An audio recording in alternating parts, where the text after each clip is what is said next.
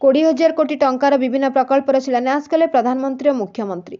जाजपुर जिला बरचना ब्लॉक अंतर्गत बेणापुर ठारे भव्य शिलान्यास उत्सव में मुख्य अतिथि भाव देशर जनप्रिय यशस्वी प्रधानमंत्री श्रीजुक्त नरेंद्र मोदी जी और जनप्रिय मुख्यमंत्री श्रीजुक्त नवीन पट्टनायक सम्मानित अतिथि भाव जोगदेइथिले। ओडिशार विभिन्न विकासमूलक योजन 20,000 कोटी टंकार व्यय विभिन्न विकासमूलक प्रकल्पर रिमोट दबाई शुभ शिलान्यास करथिबा बेले सबुज पताका हलाई केन्दुझर पारादीप पैसेंजर ट्रेन चलाचल शुभारंभ करथिले। ए उद्घाटन उत्सव में सम्मानित अतिथि भाव जनप्रिय मुख्यमंत्री श्रीजुक्त नवीन पट्टनायक जोगदे विकसित भारत विकसित ओडिशा कार्यक्रम में जोगदे प्रधानमंत्री को भव्य अभिवादन जणाइबा सहित कृतज्ञता जणाइथिले।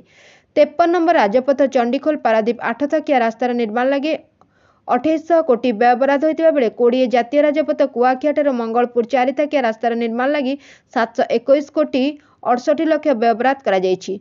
सेहिपरि 49 नंबर जातीय राजपथ मुंबई कोलकाता बिंझाबाहाल छक ठारू सिंघार छक निर्माण लगी 1313 कोटी 20 लाख व्यय बराद होइतिबा बेले जातीय राजपथ 18,000 पोखरिया बारिपदा बालेश्वर रास्तार निर्माण लगी 1160 कोटी 58 लाख व्यय बराद करा जायछि।